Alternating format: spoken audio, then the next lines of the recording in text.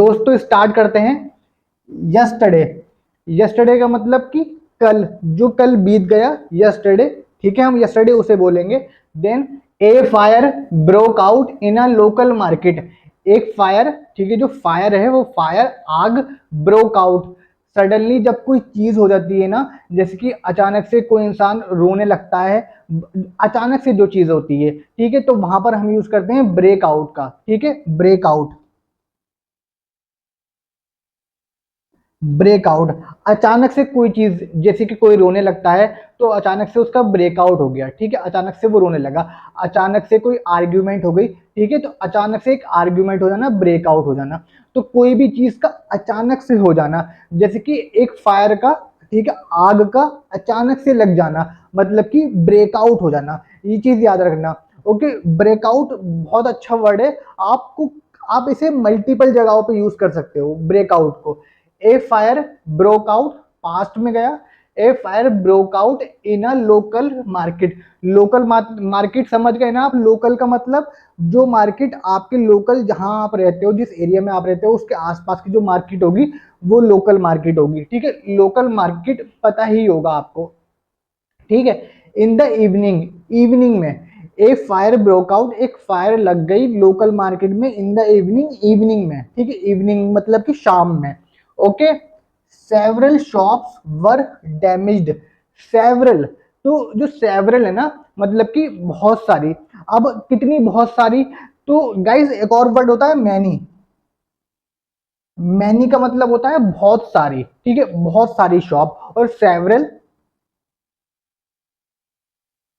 Several मतलब कि more than to. ठीक है, मतलब कि ये बहुत ज्यादा नहीं होंगी। जो मैनी है ना, मैनी का मतलब है बहुत ज्यादा, मतलब कि 10 20 30, बहुत ज्यादा। बट जो सेवरल है ना, वो मोर देन टू, वो 3 भी हो सकती है, 4 भी हो सकती है, 5 भी हो सकती है। ठीक है, लाइक बहुत ज्यादा नहीं होंगी। ठीक है, काउंट जो होगा ना उनका, नंबर ऑफ काउंट होगा, वो बहुत ज्यादा नहीं होगा सेवरल का। जैसे मैं कहता हूँ कि मेरे 3 4 दोस्त हैं, तो वहां पर मैं सेवरल लगा सकता हूँ। ठीक है, 3 4 दोस्त हैं मतलब कि मोर देन टू। और मैनी मतलब कि बहुत सारे दोस्त। ऐसे आप याद रखना सेवरल एंड मैनी का difference. Okay, fire, several shops, shops मतलब कि जो शॉप्स होती हैं, ठीक है, दुकानें, were damaged, several shops were damage मतलब कि डैमेज हो गई। Okay, remember this. Then but, but fortunately, एक होता है फॉर्चुनेटली, एक होता है unfortunately.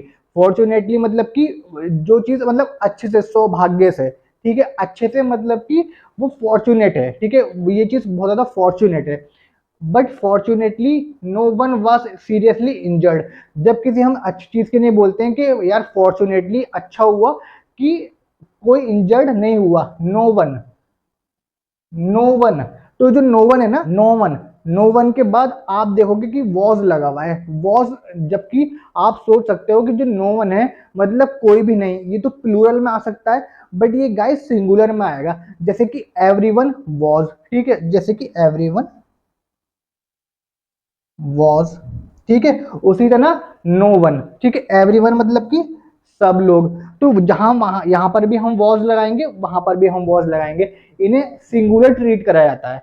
Remember this, no one was seriously injured. Serious मतलब कि बहुत ज्यादा सीरियस, जब हम बहुत ज्यादा गंभीर होते हैं ना, लाइक तब हम सीरियस लगाते हैं। बहुत ज्यादा हम सीरियस होते हैं किसी चीज को लेकर, जैसे कि मैं पढ़ाते हुए इस टाइम कितना सीरियस हूँ। ठीक है, तो सीरियस होते हैं मतलब बहुत ज्यादा गंभीर बोलते हैं उसे। ओके, आप सीरियस का मतलब जानते ही होंगे। ओके, फॉर्चुनेटली मतलब कि सौभाग्य से, अच्छी बात है। No one was seriously injured. Okay, then fire fighters, जो फायर फाइटर्स होते हैं ना, जो कि आपके आग जो बुझाने आते हैं, ओके, फायर फाइटर्स बोलते हैं उन्हें। रीच्ड, रीच मतलब कि पहुंचना, और ईडी लग गया आपकी सेकंड फॉर्म पास्ट इंडेफिनेट की। तो ही reached the spot with in a few minutes. He reached the spot. ये जो आपका द स्पॉट है ना, इसको लाइक एक प्लेस बोलेंगे, वो एक लोकेशन पे पहुंच गए, वो एक एग्जैक्ट लोकेशन पे पहुंच गए। ठीक है, द स्पॉट, वो स्पॉट, उस स्पॉट पर जो है इन्वेस्टिगेशन चल रही है। काफी जगहों पे आप देखते होंगे प्लेसेस पे, लाइक स्पॉट ऐसी ऐसी जगह बना रखी होती है जहां पर लाइक बहुत ज्यादा ना लाइक एविडेंस होते हैं। ठीक है। तो वो एक स्पॉट होता है, वो एक जगह होती है, वो एक लोकेशन होती है, स्पेसिफिक लोकेशन, ठीक है। जो स्पॉट होता है ना, वो सिर्फ लोकेशन के लिए नहीं आता, वो उसके लिए भी आता है, जैसे कि आपकी कोई दाग है, कोई धब्बा है, कोई निशान है, तो वहां पर भी आप स्पॉट का यूज कर सकते हो कि ये तुम्हारा स्पॉट यहाँ पर है, ठीक है। तो एक दाग धब्बों के लिए भी आपका स्पॉट आता है, एंड आपका इसके लिए भी, ओके, लोकेशन के लिए, exact location, specific location, okay. आप इसे याद रखना, एक particular location. With in a few minutes, with in क्यों आया, 5 मिनट्स के अंदर ही, ठीक है।